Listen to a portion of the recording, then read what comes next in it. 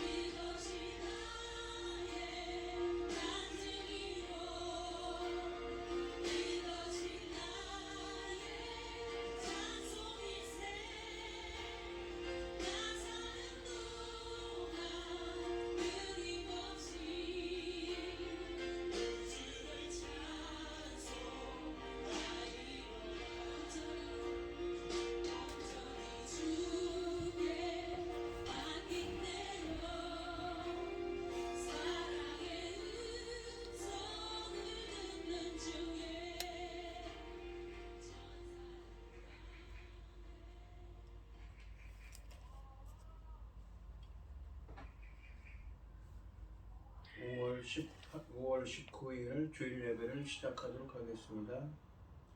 여호와는 나의 목자시니 내게 부족함이 없으리로다. 그가 나를 푸른 풀밭에 누이시며 쉴 만한 물가로 인도하시는도다. 내 영혼을 소생시키시고 자기 이름을 위하여 의의 길로 인도하시는도다. 내가 사망의 음침한 골짜기로 다닐지라도 해를 두려워하지 않을 것은 주께서 나와 함께 하시니라. 주의 지팡이와 막대기가 나를 안위하시나이다. 주께서 내 원수의 목전에서 내게 상을 차려주시고 기름을 내 머리에 부으셨으니 내 잔이 넘치나이다. 내 평생의 선하심과 인자하심이 반드시 나를 따르리니 내가 여호와의 집에 영원히 살리로다. 아멘. 저희들을 창세전에 택정하시고 여기까지 인도해 주신 주님 감사드립니다. 오늘 예배 가운데 임재하여 주시고 이 예배가 신령과 진정으로 드려지는 예배가 되게 하여 주시옵소서. 이 모든 말씀 거룩하신 예수님 이름으로 기도드리옵나이다. 아멘.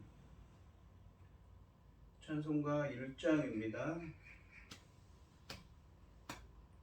만복의 근원 하나님 온 백성 찬송 드리고 저 천사여 찬송하세. 찬송 성부 성자 성령 아멘. 사도신경 하심으로 신앙 고백하시겠습니다. 전능하사 천지를 만드신 하나님 아버지를 내가 믿사오며 그 외아들 우리 주 예수 그리스도를 믿사오니 이는 성령으로 잉태하사 동정녀 마리아에게 나시고 본디오 빌라도에게 고난을 받으사 십자가에 못 박혀 죽으시고 장사한 지 사흘 만에 죽은 자 가운데서 다시 살아나시며 하늘에 오르사 전능하신 하나님 우편에 앉아 계시다가 저리로서 산자와 죽은 자를 심판하러 오시리라. 성령을 믿사오며 거룩한 공예와 성도가 서로 교통하는 것과 죄를 사하여 주시는 것과 몸이 다시 사는 것과 영원히 사는 것을 믿사옵나이다. 아멘. 교동문 25번입니다. 너희 만민들아 손바닥을 치고 즐거운 소리로 하나님께 외칠지어다. 지존하신 여호와는 두려우시고 온 땅의 큰 왕이 되시니로다. 여호와께서 만민을 우리에게 나라들을 우리 발 아래에 복종하게 하시며 우리를 위하여 기업을 택하시는 곧 사랑하신 야곱의 양으로다. 하나님께서 즐거운 함성 중에 올라가시며 여호와께서 나팔 소리 중에 올라가시도다. 찬송하라 하나님을 찬송하라. 찬송하라 우리 왕을 찬송하라. 하나님은 온 땅의 왕이심이라 지혜의 시로 찬송할지어다. 하나님이 못 백성을 다스리시며 하나님이 그의 거룩한 보좌에 앉으셨도다. 문 나라의 고관들이 모임이여 이 아브라함의 하나님의 얼굴이 백성이 되도다. 세상의 모든 방패는 하나님의 것이며 그는 높임을 받으시리로다. 아멘. 찬송가 197장입니다. 은혜가 풍성한 하나님은 믿는 자 한 사람 한 사람 어제도 오늘도 언제든지 변찮고 보호해 주시네. 주여 성령의 은사들을 오늘도 내리어 주소서. 성령의 뜨거운 불길로서 오늘도 충만케 하소서. 정욕과 죄악에 물든 마음을 성령의 불길로 태우사 정결케 하소서. 태우소서. 깨끗게 하여 주옵소서. 주여 성령의 은사들을 오늘도 내리어 주소서. 성령의 뜨거운 불길로서 오늘도 충만케 하소서. 희생의 제물로 돌아가신 어린 양 우리 주 예수여 구속의 은혜를 베리시사 오늘도 구원해 주소서. 주여 성령의 은사들을 오늘도 내리어 주소서. 성령의 뜨거운 불길로서 오늘도 충만케 하소서. 주님의 기쁘신 은혜만은 세상에 널리 전하리니 하늘의 능력과 권세로서 오늘도 입혀 주옵소서. 주여 성령의 은사들을 오늘도 내리어 주소서. 성령의 뜨거운 불길로서 오늘도 충만케 하소서. 아멘. 기도하겠습니다. 여호와께 감사하라. 그는 선하시며 인자하시니 영원하미로다. 여호와 성령을 받은 자들은 이같이 말할지어다. 여호와께서 대적의 손에서 그들을 속량하사 동서남북 각 지방으로부터 모으셨도다.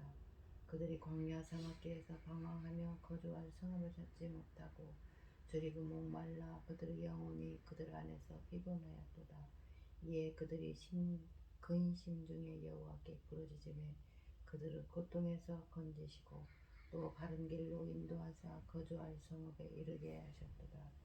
여호와의 인자하심과 인생에 행하신 기적으로 말미암아 그를 찬송하리로다. 아멘. 천지 만물을 지으신 전능하신 하나님 아버지, 어리석고 보잘것없는 저희를 자녀 삼으시고 아버지의 사랑 가운데 살아가게 하심을 감사드립니다. 온갖 일로 세상은 어지러운 이 시간에도 아버지 하나님께 예배드릴 수 있도록 인도하셨으니 참으로 감사드립니다. 전능하신 하나님 아버지, 저희 나라를 지켜주시옵소서. 기억하여 주시고 지켜주시옵소서. 전능하신 아버지 하나님, 지금은 아버지 하나님 전쟁을 이곳 저곳에서 일으키고 있고 앞으로도 또 일으킨다고 엄포를 놓고 있는 이런 상황입니다. 전능하신 아버지 하나님, 저희는 힘이 없고 아버지 하나님 아무 능력도 없습니다. 그러하오니 아버지께서 지켜주셔서 천지 만물을 지으신 전능하신 하나님께서 지키시는 세상 나라라는 것을 만천하가 알도록 도와주시옵소서. 전능하신 하나님 아버지, 저희들을 아버지 하나님 전쟁과 재난으로부터 지켜주시옵소서. 이 재난이라는 게 지금 온갖 일로 아버지 지구촌 이곳저곳에서 일어나고 있습니다. 그럼에도 불구하고 아버지께서 제사장 나라 삼으신 이 나라를 지키시는 것을 만민이 보고 알며 떨게 하여 주시옵소서. 그리고 아버지 하나님께서 이루실 일 열매 거둘 중대한 이 시대에 아버지 열매를 넉넉히 낼 수 있도록 도와주시옵소서. 열매 거둘 사명 받은 자들을 아버지 하나님 지켜주시고 세워주시고 아버지 강건하게 붙잡아 주시옵소서. 아버지 하나님 열매 거둘 이 시대에 당신의 사랑하는 종 아버지 열매 거둘 말씀으로 강단에 세우셨으니 참으로 감사드립니다. 이 열매 거둘 말씀으로 말미암아 아버지께서 기뻐 받으실 열매들이 넉넉히 나올 수 있도록 도와주셨기를 간절히 소원하옵고, 이 모든 말씀 억만 죄악 가운데서 우리를 구원하여 주신 예수 그리스도 이름으로 기도드리옵나이다. 아멘. 오늘 함께 하실 하나님의 말씀은 마태복음 5장 7절로 8절 말씀입니다. 마태복음 5장 7절로 8절입니다. 교독 합독을 하겠습니다. 함께 하겠습니다. 긍휼히 여기는 자는 복이 있나니 그들이 긍휼히 여김을 받을 것이며 마음이 청결한 자는 복이 있나니 그들이 하나님을 볼 것이며. 아멘. 찬송가 452장입니다. 아버지 내 모든 소원 기도의 제목 예수님 닮기 원함이라. 예수님 영상 나 입기 위해 세상에 보아 뛰잖네. 예수를 닮기 내가 원하네. 날 구원하신 예수님은 내 마음속에 지금 고도사 주님의 형상인 지소서.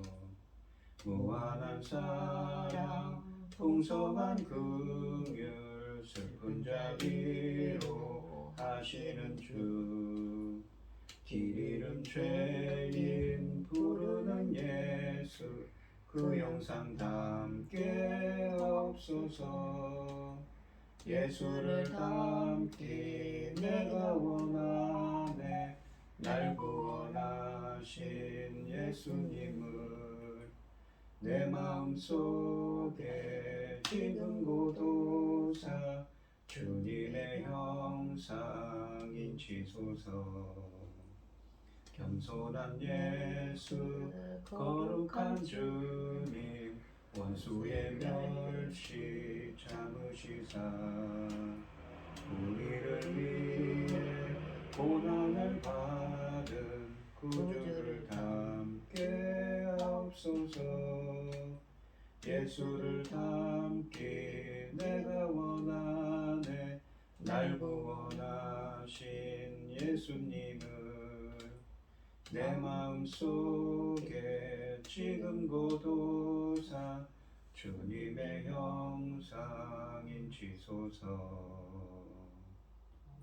아멘. 오늘 함께 하실 하나님의 말씀은 마음이 청결한 사람입니다. 이 마태복음 5장부터 7장까지 말씀을 산상설교 혹은 산상수훈이라고 불립니다. 이것은 예수님께서 가버나움 인근의 산 언덕에서 이 말씀을 하셨기 때문에 산 위에서 하셨다 그래서 산상수훈이라고 합니다. 예수님은 산상수훈에서 천국이 어떤 곳인지 그리고 자신의 정체성을 밝히고 계십니다. 이 말씀은 단순히 인간의 도덕적 표준을 묘사한 것이 아니라 어떤 사람이 천국 백성인지, 천국 백성인 그리스도인들은 이 땅에서 어떤 삶을 살아야 되는지 명확하게 제시해주고 있습니다. 특히 3절부터 8절까지 말씀은 8가지에 걸쳐 복이 있나니 라고 말씀하심으로써 어떻게 해야 주님이 주시는 복을 받을 수 있는지 팔복에 대해 언급하고 있습니다. 팔복은 하나님 나라의 속성들을 드러내는 자들에게 약속한 일련의 복들입니다. 일반적으로 복이라고 하면 이 물질적인 것들을 많이 생각하는데 여기서는 그것과는 거리가 멉니다. 복을 얻기 위해서 주님이 제시하는 여러 사항은 예수님의 제자들의 성읍이 어떠해야 하는지를 가르쳐주고 있습니다. 예수님의 축복은 이러한 성품을 가진 사람들에게 임합니다. 이 오늘 본문 말씀을 보시면 이 마태복음 5장 7절 말씀을 보시면 긍휼히 여기는 자는 복이 있나니 그들이 긍휼히 여김을 받을 것이미요 라고 되어 있습니다. 이 헬라어 문법을 보시면 긍휼히 여기는 자는 복이 있나니 그러면서 호티라는 접속사가 사용됩니다. 그 5장 7절의 하반절에는요. 이 5장 3절부터 보면 똑같은 구조지요. 이 호티라는 접속사는 왜냐하면 그 이유에 대해 설명합니다. 왜냐하면 무엇 때문입니다 라는 말이죠. 긍휼히 여기는 자는 복이 있는데 왜냐하면 그들이 긍휼히 여김을 받을 것이기 때문이라고 하십니다. 이 긍휼이라고 하는 것은 어떤 의미냐면 비참한 상태에 있는 사람을 불쌍히 여기는 것을 의미합니다. 구약에 있어서 긍휼로 번역된 히브리어는 라함이라고 합니다. 이사야서 49장 15절에 보시면 여인이 어찌 그 젖먹는 자식을 잊겠으며 자기 태에서 난 아들을 긍휼히 여기지 않겠느냐. 그러니까 이 긍휼이라는 것은 우선 이 라함이라는 이 히브리어는 부모가 자식 간에, 친족 간에, 형제 간에 긍휼히 불쌍히 여기는 것입니다. 그들은 혹시 잊을지라도 나는 너를 잊지 아니할 것이라 라고 하십니다. 이 이사야서 49장 15절에서 긍휼히 여기다 라는 표현을 쓴 히브리어 라함은 이 긍휼을 의미하는 히브리어 라함은 주로 인자, 자비로도 번역되는 히브리어 헤세드와 동의어로도 쓰여지고 있습니다. 그래서 긍휼을 의미하는 히브리어 라함과 헤세드를 헬라어로 번역한 70인역 성경에서는 두 가지 다 엘레오스로 번역된다고 합니다. 그래서 신약 성경에서는 엘레오스라는 말이 긍휼이라는 표현을 대체하고 있지요. 엘레오스라는 말을 번역할 때 긍휼이라고 번역을 했습니다. 그런데 이 긍휼이라는 이 헤세드나 라함이라는 히브리어가 다 동의어로서 엘레오스로 번역된다는 것이지요. 마태복음 5장 7절 말씀에서 긍휼히 여기는 자와 긍휼히 여김을 받다는 의미의 헬라어, 그러니까 엘레에몬이라는 헬라어와 엘레오오라는 말은 엘레오스, 긍휼이라는 표현의 어원이 같은 말입니다. 헤세드라고 하는 것은 라함이라고 하는 것은 부모와 자식 간에 그리고 이 친족 간에 긍휼히 불쌍히 여기는 거라면 이 헤세드라는 말은 히브리어로 받을 자격이 없는데도 즉 그렇게 하지 않아도 되는데도 불구하고 언약한 것 이상으로 베푸는 언약에 기반한 하나님의 신실한 사랑입니다. 혹은 언약적 충성을 의미합니다. 약한 사람이 곤궁에 처해 있을 때 강한 자가 그럴 의무가 없음에도 불구하고 자발적으로 보이는 언약적 충성을 의미합니다. 전통적인 의미의 언약적 충성은 상위제에 대한, 그러니까 높은 사람이 낮은 사람에 대해서 절대적인 복종을 의미하지만 성경에서 말하는 이 언약에 기반한 이 신실함이라는 것은 정반대라는 것이죠. 높은 사람이 상위자가 낮은 사람에게, 하위자에게 보이는 자발적인 사랑과 헌신, 이것이 성경에서 말하는 충성입니다. 헤세드의 핵심 개념입니다. 높은 사람이 누굽니까? 바로 주님이 이스라엘 백성들에게 구약 성경에 보시면 그들을 긍휼히 여기셔서 그들의 죄에도 불구하고 긍휼히 여기셔서 그들을 구원하고 죄의 용서하시는 거죠. 이스라엘이 언약에 충실하지 못했음에도 불구하고 죄의 용서를 하시는 긍휼을 포함해서 여호와의 불변하시는 언약적 충성과 사랑으로 나타납니다. 그래서 신약 성경에서는 예수 그리스도에 의한 구원이야말로 하나님의 긍휼로 또한 표현되고 있습니다. 이 디도서 3장 5절로 6절에 보시면 사도 바울이 이야기합니다. 우리를 구원하시되 우리가 행한 바 의로운 행위로 말미암지 아니하시고 오직 그의 긍휼하심을 따라 엘레우스라는 헬라어입니다. 긍휼을 그의 긍휼하심 주님이지요. 예수 그리스도의 긍휼하심을 따라 중생의 씻음과 중생이라는 건 뭐냐면 헬라어로 다시 태어난다는 것입니다. 씻음 그러니까 이 성령을 부어서 다시 이 성령의 정화작용을 의미하는 것입니다. 그리고 다시 태어나는 것. 그리고 성령의 새롭게 하심으로 하였나니 우리 구주 예수 그리스도로 말미암아 우리에게 그 성령을 풍성히 부어주사 예수 그리스도께서 부어주시는 성령으로 말미암아 그 새롭게 태어나서 성령으로 정화작용 새롭게 씻음을 받는 것이 무엇입니까? 긍휼을 하심이다 라고 주님의 구원이라고 표현하는 것입니다. 주님의 긍휼이 이런 것이라는 것이죠. 또한 베드로전서 2장 10절에는 너희가 전에는 백성이 아니더니 이제는 하나님의 백성이요 전에는 긍휼을 얻지 못하였더니 이제는 긍휼을 얻은 자니라. 긍휼을 얻다라는 말이 여기서 엘레오의 미래 수동태입니다. 그런데 이 오늘 본문에 있는 마태복음 5장 7절 하반절에 있는 긍휼을 얻을 것이니 요라는 표현과 같은 헬라어를 사용하고 있습니다. 같은 문법이지요. 긍휼을 얻는 게 무엇입니까? 바로 하나님의 백성이 되는 거죠. 이제는 하나님의 백성이 된 것. 구원받은 자는 긍휼을 받은 것입니다. 예수 그리스도를 믿음으로 하나님의 백성이 되고 전에는 긍휼을 얻지 못하였더니 이제는 긍휼을 얻은 자가 되었다고 말씀하십니다. 이 베드로전서 2장 10절에 긍휼을 얻은 자라는 표현은 마태복음 5장 7절 하반절에 긍휼히 여김을 받을 것이미요 라는 표현과 같이 엘레오오의 수동태 미래형입니다. 긍휼히 여김을 받는 것은 하나님으로부터 긍휼히 여김을 받는 것. 문맥적으로는 무엇입니까? 주님으로부터 구원을 받음을 의미합니다. 다시 이 마태복음 5장 7절 말씀을 보시면 긍휼히 여기는 자는 복이 있다고 하셨는데 이 긍휼히 여기는 이라는 말이 엘레에몬이라고 형용사입니다. 자비로운 동정하는.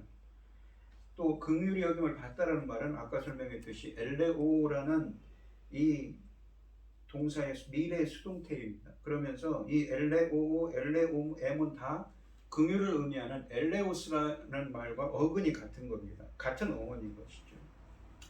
이 긍휼히 여기는 자로 번역된 헬라어 엘레에모는 신약성경에서 히브리서 2장 17절에만 나오는 단어입니다. 그러니까 이 헬라어에서 신약성경에서 딱 두 번 사용되는데 히브리서 2장 17절에 사용됩니다. 거기서 어떻게 사용되냐면 이 긍휼히 여기는 자라는 번역된 엘레에모는 그러므로 그가 범사의 행자들과 같이 되심이 마땅하다.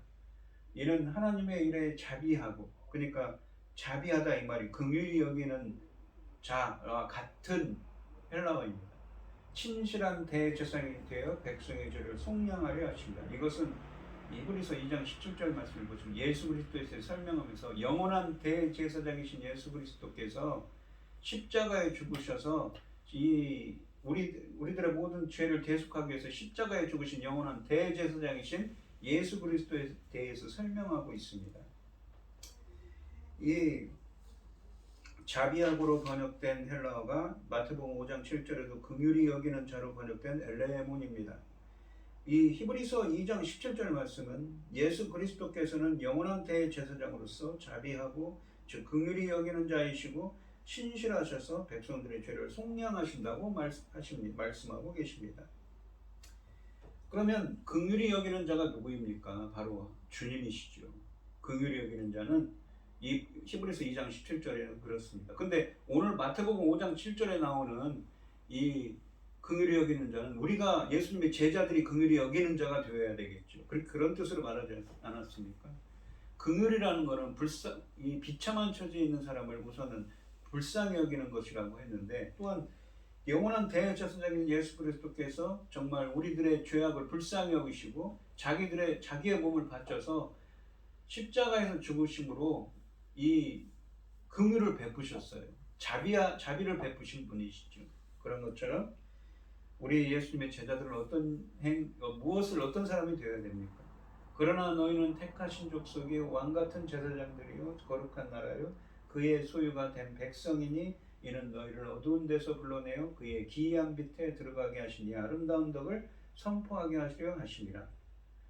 너희는, 그러니까 이 베드로가 주님께서 제자인 베드로를 통해서 얘기하는 것처럼 우리가 무엇이 되어야 됩니까? 제사장적 사명을 감당해야 합니다. 이 로마서 15장 16절에는 그 제사장적 사명이 무엇이냐면 이 은혜는 사도 바울이 곧 나로 이방인을 위하여 그리스도 예수의 일꾼이 되어 주님의 일꾼이 돼서 하나님의 복음의 제사장 직분을 하게 하사. 제사장 직분이 뭡니까? 복음의 제사장 직분이죠. 이방인을 제물로 드리는 것이 성령 안에서 거룩하게 되어 받으실 만하게 하려 하십니다. 예수 그리스도의 복음의 제사장 직분이라는 표현을 씁니다. 예수 그리스도께서는 영원한 대제사장이고 예수 그리스도를 믿는 성도들은 제사장의 직분을 감당해야 합니다. 어떤 감당입니까? 바로 제사장들이 제물을 드리고 성막에서 제물을 드리고 제사 드릴 때 예물을 드리고 성소 안으로 들어가지 않습니까? 그런 것처럼 그 이방인을 제물로 드린다는 것이죠. 이 표현은 뭐냐면 다른 사람들을 예수님의 제자로 만들어서 그 사람들을 인도하는 겁니다. 예수님께. 긍휼이라는 것은 정리하면 예수님께서 죄인을 불쌍히 여기고 구원하시기 위해 십자가에서 죽으신 그 사랑의 바탕을 둡니다. 그래서 긍휼히 여기는 자는 믿지 않는 자에 대해 긍휼히 여기는 마음을 가지고 고통당하는 이웃을 불쌍히 여기는 사람이며 영원한 대제사장으로서 십자가에 달리심으로 우리의 죄를 사하신 예수 그리스도를 본받아서 복음의 제사장이 되어 다른 사람을 주님께 이끄는 일을 하는 사람을 의미하는 것입니다. 자신의 영광을 위해서가 아니라 하나님의 영광을 위해 기꺼이 긍휼히 여기는 자가 되는 것입니다. 이러한 삶의 태도가 바로 예수님의 제자가 살아가는 삶입니다. 그리고 천국의 백성으로서 살아가는 삶이 천국 백성으로서 살아가는 삶이기도 한 것이지요.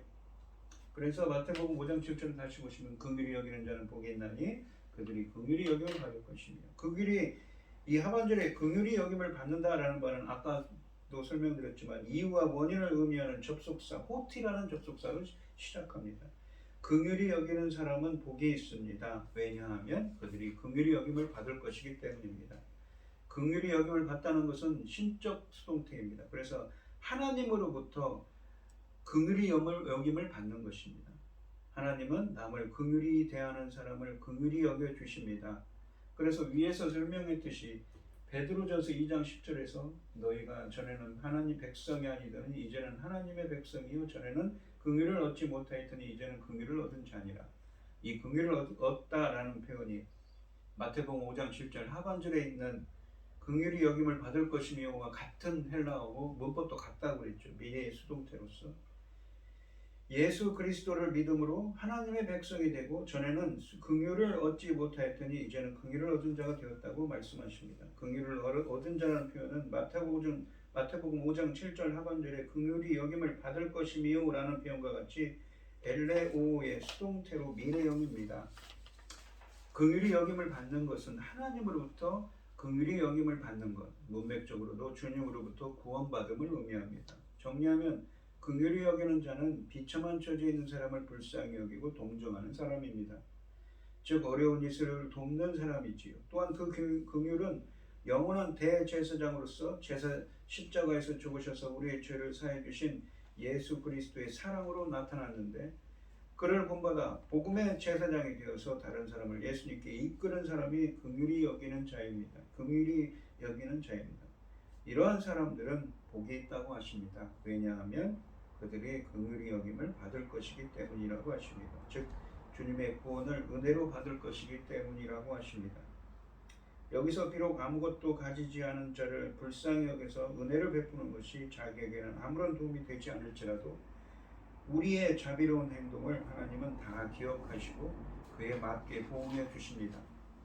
실로 다른 사람들에게 도움을 주면 그 사람은 갚지 않을 수 있겠지만 하나님께서 친히 갚아 주십니다. 이웃을 향해 긍휼을 베푸는 사람은 하나님의 긍휼을 얻게 됩니다. 5장 8절 말씀을 보시면 마음이 청결한 자는 복이 있나니 그들이 하나님을 볼 것이며 라고 하십니다. 마음이 청결하다라는 말은 이 청결하다라는 말은 카사라우스라는 헬라어를 사용했습니다. 깨끗하다는 말입니다. 이 말은 이 윤리적인 정결과 영적인 정결 모두를 의미하는 말입니다. 윤리적으로는 두 마음을 품지 않고 한 마음으로 일편단심 하나님을 찾는 것, 즉 하나님께 진실한 것을 의미하는 것이 이 윤리적으로 청결한 것입니다. 이 청결하다는 말이 시편 24편 3절과 4절에 보시면 그 히브리어를 헬라어로 번역한 성경에서 카사로스라는 말을 사용했습니다. 그래서 이 윤리적으로 청결하다는 것은 무엇입니까? 하나님께 진실한 것이죠. 전식으로 하나님만을 찾는 것입니다. 또한 마음이 청결하다는 것을 영적으로 본다면 먼저 성경은 우리 사람들의 마음이 악하다고 합니다. 왜요? 우리 인간들은 원죄를 갖고 태어났기 때문이죠. 그러나 하나님은 인간의 이 악한 마음을 정결한 마음으로 바꾸실 수 있다고 하시지요. 이 시편 51편 10절로 11절에 보시면 하나님이여 내 속에 정한 마음을 창조하시고 내 안에 정직한 영을 새롭게 하소서. 나를 주 앞에서 쫓아내지 마시며 주의 성령을 내게 거두지 마소서. 주님의 성령을 함께 해주시고 나에게 깨끗한 마음을 달라고 하십니다. 정한 마음이라는 것은 이 정한이라고 되어 있는 이 말은 타호르라고 해서 깨끗한이라는 거 말합니다. 이 말을 70인역 성경, 그러니까 헬라어로 번역한 성경에서 카사로스로 번역합니다. 사람이 청결한 마음을 가질 수 있는 것은 유일한 방법은 하나님께서 우리의 마음을 깨끗하게 하시고 새롭게 하실 때 가능하다는 것이지요. 그러니까 영적으로는 우리 인간의 행위가 아닌 겁니다. 하나님께서 우리 마음을 청결하게 하실 때 가능한 거죠. 왜요? 우리 인간은 원래 원죄를 갖고 태어난 사람들이기 때문입니다. 원죄를 갖고 태어난 존재이기 때문입니다. 멸망받을 수밖에 없는 존재였던 것이지요. 요한복음 2장 6절을 보시면 전에도 설교했던 적이 있습니다만 거기에 유대인의 정결 예식을 따라 두세 통 되는 돌 항아리 6이 놓였는지 예수님께서 혼인잔치에 가셨습니다. 근데 거기에 정결 예식에 쓰여지는 항아리 6이 놓여 있었습니다. 이 정결 예식이라는 말이 중요한데 카사리스모스라는 말을 사용했습니다. 이 말은 마태복음 5장 8절에 마음이 청결한 자라고 쓰여진 카사로스와 함께 카사리조 깨끗하게 하다라는 말에서 파생된 말입니다. 그러니까 어근이 같은 거죠.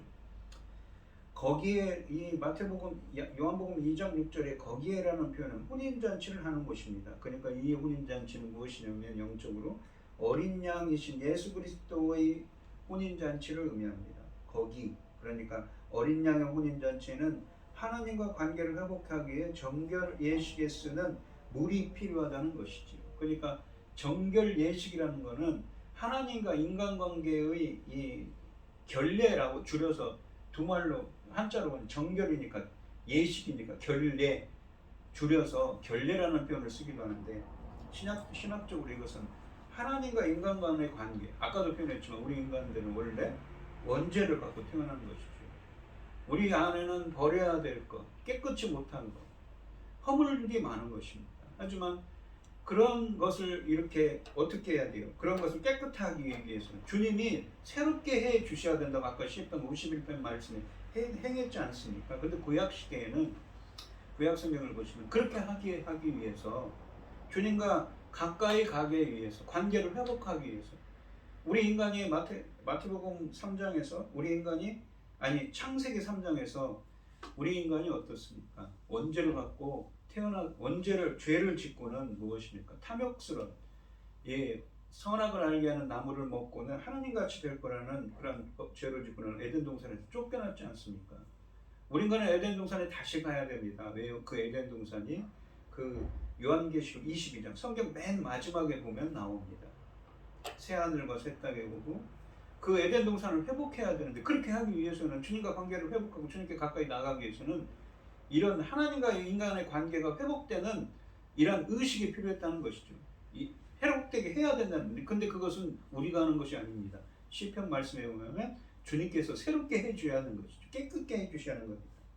구약 성경에서는 이것에 이 하나의 예표하는 것으로서 정결 예식을 행했던 것입니다. 하나님과 인간의 이 관계 회복에 있어서 가장 먼저 행해야 할 부정의 제거를 위하여 가졌던 의식입니다. 그래서 정결하게 하는 예법이라고도 합니다. 레위기에 보시면 5대 제사가 나옵니다. 그 중에서 특히 속죄제는 정결하게 하는 것이 중요한 요소였습니다. 이 속죄제를 의미하는 히브리어 하타트라는 말의 어근은 하타, 죄를 짓다는 말에서 의미했습니다. 근데 이 하타, 죄를 짓다는 말의 피해령이 무엇이냐면 죄로부터 정결해지다라는 의미도 있다고 합니다. 그래서 이 속죄제를 정결제라고도 학자들은 부른다고 합니다. 아까도 설명드렸듯이 창세기 3장에서 우리 인간은 전적 부패했다고 칼빈이 이야기하지 않습니까? 아담과 하와가 가죽옷을 입고 쫓겨났습니다. 그룹들과, 그러니까 하나님의 곁에서 지키는 천사들이죠. 그룹들과 두루두는 불칼이 이 에덴 동산을 들어오지 못하도록 지키고 있습니다. 에덴 동산에서 쫓겨났어요. 그 원죄 때문에 하나님과 관계가 단절됐습니다. 죄를 씻어야 우리는 무엇을 깨끗하게 되어 주께 가까이 나아갈 수가 있는 것이지요. 우리가 성경을 볼 때 이 요한복음 5장 46절에서 예수님께서 이런 표현을 씁니다. 모세를 믿었더라면 또 나를 믿었으리니 이는 그가 내게 대하여 기록하였습니다. 모세가 예수님에 대해서 기록했다고 합니다. 모세가 기록한 게 무엇인가? 성경에서 모세오경이죠. 창세기, 출애굽기, 레위기, 민수기, 신명기, 모세오경을 모세가 썼다고 합니다.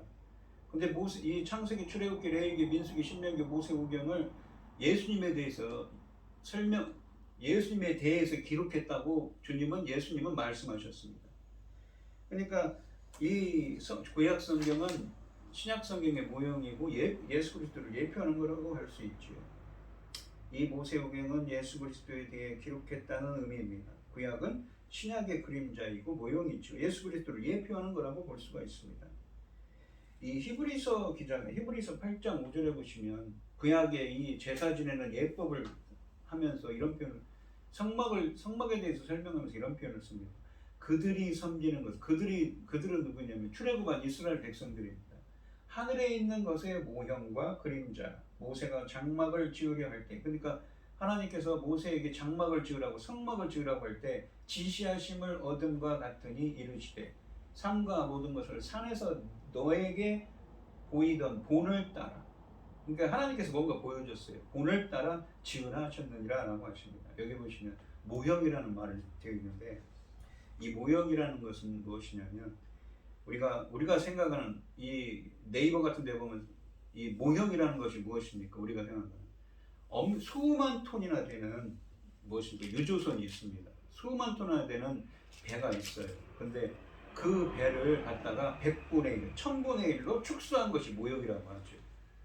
근데 여기서 말하는 이 모형은 이 헬라어를 사전을 보면 상당히 복잡한 의미입니다. 어떤 의미냐면 어떤 것을 연상시키는 표시, 어떤 것을 이 묘사했다, 서술했다는 의미입니다. 그러니까 모형이라는 건 축소한 것이 아니라 이 천국의 하늘에 있는 것, 그러니까 천국에 있는 것을 무엇입니까? 묘사하고 서술하고 천국에 있는 것을 연상시키도록 만들었다는 것이죠. 누가요? 하나님께서 모세로 하여금 그렇게 만들게 하셨다는 것입니다. 하늘의 모형인 것입니다. 뭐가? 성막이요. 이스라엘 백성들을 광야에서 이끌던 이 성막은 히브리서 8장 5절 말씀을 보시면 우리가 가고자 하는 천국을 의미하는 것이며 천국을 연상시키는 것입니다. 그런 것이 무엇입니까? 성막에 보시면 법궤가 있지 않습니까? 하나님의 보좌가 있습니다. 시온 좌가 있습니다. 법궤 위에 하나님이 계신 거예요. 하나님의 임재를 상징하는 것입니다. 지성소에 있지요. 그러니까 천국을 그 성막 자체가 성소와 지성소가 있는데 그것이 천국의 모형이라는 것입니다. 천국을 연상하시는 것이죠. 연상케 하는 거라는 것입니다. 이렇듯 구약 성경은 예수 그리스도에 대해서 무엇입니까? 예표하는 것이고 예수 그리스도에 대해서 모형적으로 설명하는 거라는 것입니다. 이 레위기서 14장 8절로 9절에 보시면 정결하게 받는 자는, 오늘 본문 말씀은 이 정결 예식에 대한 이야기를 합니다. 정결함을 받는 자는 그의 옷을 빨고 그의 털을 밀고 물로 몸을 씻을 것이라.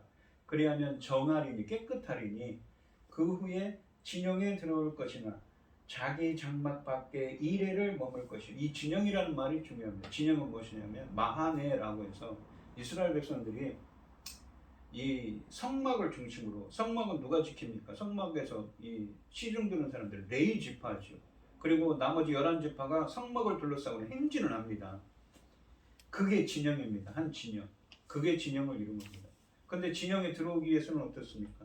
그러면서 일곱째 날에 그는 모든 털을 밀되 머리털과 수염과 눈썹을 다 밀고 그의 옷을 빨고 몸을 물에 씻을 것이라 그리하면 정하리라. 이것은 어떤 규례에서 나온 거냐면 나병 환자, 피부병 환자가 있을 때 그들의 정결해지는 규정입니다.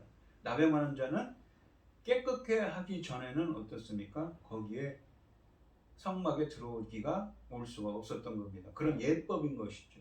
이렇게 깨끗하게 하는 예법을 하고 나서 들어와야 되는 겁니다. 정결해지는 거죠.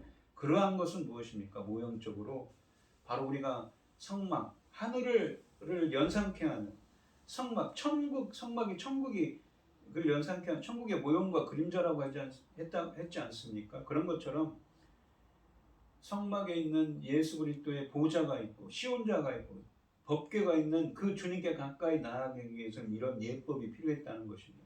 우리도 그런 예법이 필요한 것이지요. 또한 레위기서 16장 2절과 4절을 보면 제사장들도 이랬습니다. 여호와께서 모세에게 이르시되 내 형 아론에게 이르라. 그러니까 제사장들도 이렇게 행해야만 성소에 들어갑니다. 성소에 휘장한 법궤 위 속죄소 앞에, 법궤 위에 속죄소라고 하는 이게 뭐냐면 시온자입니다. 아무 때나 들어오지 말라. 그리하여 죽지 않도록 하라. 이는 내가 구름 가운데서 속죄소 위에 나타남이라. 이게 하나님의 임재를 상징하는 것입니다. 아론이 성소에 들어오려면 숫송아지를 속죄 제물로 삼고 순양을 번제물로 삼고 거룩한 이 아까도 그랬죠. 속죄제라는 것이 정결제라고 그랬지 않습니까? 그리고 이 번제라는 건 뭐냐면 홀라당 태워서 온전한 형식, 전적인 헌신을 의미합니다. 이 거룩한 세마포 속옷을 입으며 거룩한 세마포 옷을 입어야 돼. 세마포 속바지를 몸에 입고 세마포 띠를 띠며 세마포 간을 쓸지니 이것들은 거룩한 옷이라 물로 그의 몸을 씻고 입을지니 이렇게 깨끗하게 하고 씻어야 이런 예법이 필요한 거예요. 주님께 나아가는 이런 것이 신약의 모형이라는 것입니다. 우리가 주님께 나아가려면 무엇입니까? 마음이 청결해야 하는 것처럼 말입니다. 그것을 보여주는 하나의 예법이라는 것이죠. 그리스도께 우리가 주님께 가까이 나아가려면 그래야 된다는 것이죠. 그런 것을 보여준 하나의 모형이라는 것입니다. 출애굽한 이스라엘 백성들은 성막을 중심으로 이스라엘 12지파가 진영을 이루며 마하네라고 했죠. 행진을 했습니다. 천국의 모형인 성막이 있는 진영 안에 있기 위해서는 부정한 것을 제거하고 정결함을 유지해야 한다고 레위기에서 말씀하고 계십니다. 시체를 만졌거나 피부병이 있는 부정한 사람은 깨끗하게 되기 전에는 성막을 중심으로 12지파가 행군하는 이 진영에 들어올 수가 없었습니다. 즉 이것은 주님의 임재가 계신 곳에 가까이 가기 위해서는 결례, 그러니까 정결하게 하는 예식이, 정결 예식이 필요하다는 것입니다. 제사장도 자신을 정결하게 하지 않고는 주님께서 계신 성막에 나아갈 수가 없었습니다. 그래서 히브리서 1장 3절에 보시면 이는 예수 그리스도 히브리서 기자가 예수님께 대해서 설명을 합니다. 이는 하나님의 영광의 광채시요 그 본체의 형상이시라. 그의 능력의 말씀으로 만물을 붙드시며 죄를 정결하게 하는 일을 하시고 누가요? 예수 그리스도께서 죄를 정결하게 깨끗하게 하는 일 하시고 높은 곳에 계신 지극히 크신 이의 우편에 앉으셨느니라. 정결하게 하는 일, 이 말이 카사리스모스, 아까 요한복음 2장 6절에 쓰여진 말씀입니다. 같은 헬라어를 사용했습니다. 히브리서 9장 13절로 14절에 보면 염소와 구약의 제사지요. 염소와 황소와 피와 및 암송아지의 죄를 부정한 자에게 뿌려 그 육체를 정결하게 하며 거룩하게 하거든 하물며 영원하신 성령으로 말미암아 흠없는 자기를 하나님께 드린 그리스도의 피가 어찌 너희 양심을 죽은 행실에서 깨끗하게 하고 살아계신 하나님을 섬기게 하지 못하겠느냐라고 하십니다.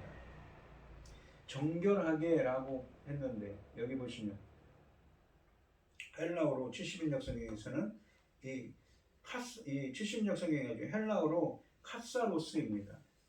이 5장 그러니까 예수 그리스도 이 무엇인가 십자가의 보혈이 마치 구약에 나오는 제물들이 깨끗하게 한 것처럼 죄를 깨끗한 것처럼 너희들의 죄를 깨끗하게 하지 어떻게 했느냐라는 것이죠. 하지만 차이점이 있지요. 구약의 제사는 매일 드려야 됩니다. 죄를 지을 때마다. 하지만 예수 그리스도의 십자가의 대속은 한 번의 완전한 영원한 대속이었습니다. 라고 히브리서 기자는 또한 얘기를 하죠. 이 5장 46절에 보시면 모세를 믿었더라면 또 나를 믿었으리니 이는 그가 내게 대하여 기록했습니다. 아까도 그랬지요. 그러니까 구체적으로 구약 성경의 의식들은 신약 성경에서 그리스도의 피를 통해 깨끗게 되는 것을 예표한다고 볼 수가 있습니다. 이 창세기 3장에서 죄를 짓고 에덴 동산에서 쫓겨난 인간이 정결의 능력을 갖고 계신 예수 그리스도께서 십자가에서 흘리신 보혈을 통해 하나님과의 관계가 회복될 수 있다는 것입니다. 이 로마서 3장 23절을 보시면 모든 사람이 죄를 범하였으며 하나님의 영광에 이르지 못하더니 라고 표현합니다. 또한 요한일서 1장 7절에는 그가 빛 가운데 계신 것 같이 우리도 빛 가운데 행하면 우리가 서로 사귐이 있고 그 아들 예수의 피가 우리를 모든 죄에서 깨끗게 하실 것이요. 죄 때문에 인간은 하나님께 가까이 갈 수 없습니다. 우리는 십자가에서 죽으시고 부활하신 예수님의 보혈, 그 십자가의 보혈로 우리가 씻음을 받아야만 우리의 모든 죄가 사해질 수 있습니다. 우리는 십자가에서 죽으시고 부활하신 예수님의 보혈, 피의 공로로 인해 많이 우리는 하나님께 가까이 갈 수가 있는 것입니다. 즉 구약의 결례, 정결을 예식은 하나님과 인간관계 회복에 있어서 필요한 예법이었는데 이 구약의 정결 예식은 요한복음 2장 말씀에서 예수 그리스도에 의해 개시되고 예수 그리스도의 피를 예표한다는 것을 보여주고 있습니다. 또한 이러한 정화작용은 예수님이 그런 정결케 하는 일을 행하시는데 어떻게 행하시냐면 이 성령 세례로 또한 가능하다고 성경을 말씀하시고 계십니다. 요한복음 3장 5절에 보시면 예수께서 대답하시되 진실로 진실로 너에게 이르노니 사람이 물과 성령으로 나지 아니하면 하나님의 나라에 들어갈 수 없느니라 라고 하십니다. 물과 성령이라고 하면 물 즉 성령입니다. 문법적으로 보시면. 그러니까 물의 정화작용을 성령으로 본 겁니다. 나지 못하면 난다는 것은 다시 태어난다는 것입니다. 위로부터 성령으로 재출생, 영적 출생을 의미하는 말입니다. 이 에스겔서 36장 25절로 27절에 보시면 맑은 물을 너희에게 뿌려서 그러니까 이 요한복음 이 에스겔서 선지자가 신약의 이 예수님의 말씀을 예표한다고 볼 수 있죠.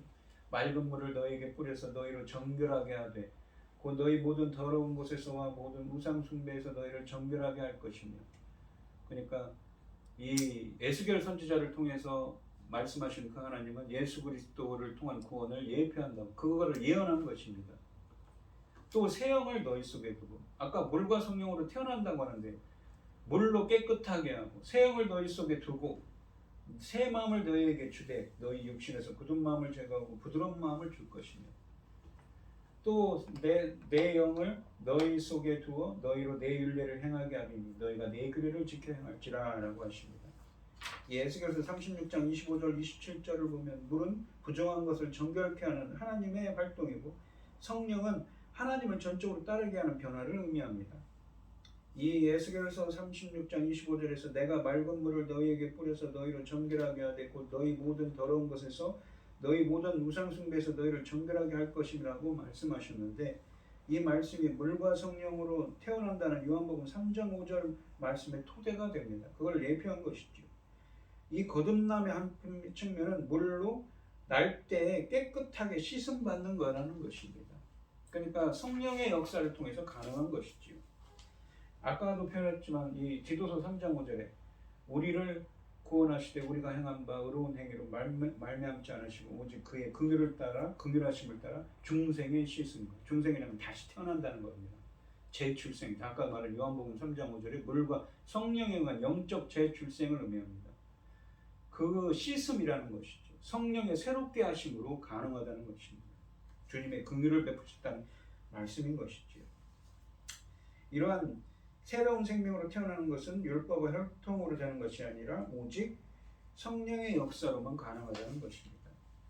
이 세례 요한은 예수님 오시기 전에 이런 말을 했죠. 나는 너희로 회개하게 하여 물로 세례를 베풀거니와 내 뒤에 오시는 이는 나보다 능력이 많으시니까 나는 그의 신을 들기도 감당하지 못하겠노라. 내 뒤에 오시는 분 누굽니까? 예수 그리스도시죠. 그는 성령과 불로 너희에게 세례를 베풀 것이요 성령으로 세례를 베풉니다. 손에 키를 들고 자기의 타작마당을 중하게 하사 알곡은 모아 곡간에 들이고 쭉정에는 꺼지지 않는 불에 태우시리라 라고 하십니다. 예수님만이 주시는 성령 세례 정화적으로 영적 출생, 새롭게 다시 태어나고 구원받을 수 있는 것입니다. 하나님께 가까이 나아갈 수가 있는 것이죠. 깨끗게 되는 것입니다. 정리하면 마음이 청결한 자는, 그러니까 이 에스겔서 36장에 보면 아까 이 표현이 25절에 맑은 물을 너희에게 뿌려서 너희를 정결하게 하고, 이 정결하게 한단 말이 레위기에도 쓰였는데 이거를 70인역 성경에서 무엇을 번역합니까? 오늘 본문에 있는 것처럼 카사리조, 카사리조라는 거, 청결한 자, 마음이 청결한 자, 같은 어원이거든요. 카사리조, 깨끗하게 하다 라는 표현을 사용했습니다. 이 나는 그의 신을 들기도 감당하지 못하겠노라. 그는 성령과 불로 너에게 세례를 베푼다고 하십니다. 마음이 청결한 자는 정리하면 어떻습니까? 영적으로는 정결의 능력을 가지신 예수 그리스도께서 안에 성령을 부어주셔서 죄로부터 깨끗게 된 사람입니다. 이런 사람은 하나님과의 관계가 회복되어져 요한복음 3장 5절에서 뭐라고 하냐면 물과 성령으로 거듭난 자는 하나님 나라를 볼 것이라고 하죠. 하나님 나라를 갈 수 있다고 또한 표현합니다. 3장 5절, 6절, 7절에서는요. 아니 3장 3절, 4절, 5절에서는요. 하나님 나라를 볼 수도 있고 하나님이 계신 곳에 나아갈 수도 있습니다. 또한 마음이 청결한 자는 윤리적으로는 두 마음을 품지 않고 한 마음으로 일편단심 하나님을 찾는 사람, 즉 하나님께 진실한 사람입니다. 마태복음 5장 8절 말씀은 원문으로 이러한 사람이 복이 있다고 하시면서 왜 그러한지 그 이유를 하반절에서 설명하십니다. 마음이 청결한 사람이 복이 있는 이유는 그들이 하나님을 볼 것이라고 하십니다. 이것은 시편 24편 3절과 4절을 배경으로 또한 말씀입니다. 이 여호와의 산에 오를 자가 누구냐? 여호와의 산이 누구냐면 우리가 시편에 보시면 성산, 거룩한 산이라는 표현을 씁니다. 그의 거룩한 곳에 설 자가 누구인가? 이 시온이 주님이 계신 곳이라고 이스라엘 백성들은 생각했는데 이 산이라고 되어 있는 말이 신약 성경에 보시면 우리가 하늘이라고 하는 하늘나라고 할 때 하늘 우라노스가 오로스라는 말에서 유래했습니다. 헬라어 성경에 보시면 오로스가 산입니다. 그의 거룩한 곳에 설 자가 누구인가? 곧 손이 깨끗하며 손이 깨끗한 자, 그러니까 이 나쁜 일을 하지 않는 자죠. 마음이 청결하며 뜻을 허탄한 데 두지 않으며 거짓 맹세하지 않는 자로다라고 하십니다. 마음이 청결한 자, 즉 참으로 거듭난 그리스도인은 이미 이 세상에서 하나님과 친밀한 교제를 누리며 그분의 얼굴을 보며 그분의 능력을 힘입어서 계시록 22장 4절 말씀처럼 장차 천국에서 하나님의 얼굴을 보게 될 것입니다. 계시록 22장 2절로 4절 말씀을 보시면 성경 맨 마지막 장이지요. 길을 새 하늘과 새 땅이 내렸다고 되어 있습니다. 길 가운데로 흐르더라. 강 좌우에 생명나무가 있어. 마치 이 창세기 1장, 2장, 3장에 나오는 그 생명나무입니다. 이 생명나무도 있고 선악을 알게 하는 나무도 있다고 했지요. 12가지 열매를 맺되 달마다 그 열매를 맺고 그 나무 잎사귀들은 만국을 치료하기 위하여 있더라. 다시 저주가 없으며 하나님과 그 어린 양의 보좌가 그 가운데 있으리니 그의 종들이 그를 섬기며 그의 얼굴을 볼 것이요. 누구의 얼굴입니까? 주님의 얼굴이죠. 그의 이름도 그들의 이마에 있으리라 라고 하십니다. 오늘 본문 말씀을 보시면 긍휼히 여기는 자는 누구입니까? 바로 마태복음 5장 7절과 8절 말씀, 상당히 어렵고 개념이 어렵고 심오한 말씀이죠. 긍휼히 여기는 사람은 누구입니까? 바로 이 비참한 처지에 있는 사람을 불쌍히 여기는 것이지요. 바로 어렵게 된 사람들을 돕는 사람입니다. 또 긍휼히 여기는 자는 복음의 제사장 직분을 해서 다른 사람을 예수 그리스도께 이끄는 자라고 표현을 했습니다. 그런 사람들은 복이 있는데 왜냐하면 긍휼히 여김을 받을 거라고 합니다. 긍휼히 여기시는 분은 누구입니까? 바로 하나님이시죠. 하나님으로부터 성경에서는 신약 성경은 특히 긍휼이라는 표현이 하나님의 구원으로 표현했습니다. 여러 구절을 통해서 말씀드렸지요. 그러한 사람들을 주님은 구원한다는 것입니다. 어려운 이웃들을 구제하고 돕고 또한 다른 사람들을 예수 그리스도께 이끄는 사람들이죠. 그러한 자들에게 상급이 있는 것입니다. 또한 마음이 청결한 자는 복이 있나니 그들이 하나님을 주님을 보게 될 거라고 하셨습니다. 마음이 청결한 자는 누구입니까? 마음이 청결한 자는 시편 24편 3절과 4절 말씀처럼 어떻습니까? 전심으로 주님만 향하는 자입니다. 세상적인 것에 마음을 두지 않는 사람이지. 또한 윤리적으로는 그렇다면 영적으로는 예수 그리스도의 십자가의 보혈로 정결의 능력을 가지신 그 예수 그리스도의 그 성령 세례의 능력으로 씻음 받아서 새롭게 태어난 자입니다. 그리고 그런 사람들은 어떤 사람들입니까? 어떤 은혜를 주십니까? 주님께 나아갈 수가 있죠. 주님과 관계가 다시 회복될 수 있는 그러한 결례, 정결 예식을 구약에 있는 그런 정결 예식이 행해지는 자들이 있죠. 구약에서 말한 그런 정결의 예법들이 예표하는 것은 무엇입니까? 주님과 관계가 회복되는 것입니다. 그래서 주님께 가까이 나아갈 수 있고 계시록 22장 말씀처럼 주님을 보게 될 거라고 말씀하고 있는 것이지요. 여러분도 긍휼히 여기는 자, 또 마음이 청결한 자가 되셔서 이렇게 하나님의 주시는 복을, 주님이 주시는 복을 누리는 은혜가 함께 하시기를 주님의 이름으로 축원드리겠습니다. 기도하겠습니다. 하나님 아버지 감사합니다. 긍휼히 여기는 자, 또 마음이 청결한 자가 되게 하여 주셔서 주님이 주시는 복을 누리는 저희들이 되게 하여 주시옵소서. 이 모든 말씀 거룩하신 예수님 이름으로 기도합니다. 아멘. 오늘은 찬송가 이 183장인데요. 3절과 4절만 하겠습니다. 절 따라 우로를 내려 조목이 무성하니 갈급한 내 심령 위에 성령을 부소서. 거물함에 마른 땅에 단비를 내리시듯 성령의 단비를 부어 새 생명 주옵소서.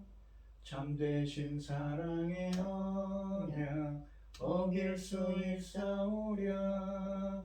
오늘의 흡족한 은혜 주실 줄 믿습니다. 가물함에 마른 땅에 단비를 내리시듯 성령의 단비를 부어 새 생명 주옵소서. 아멘.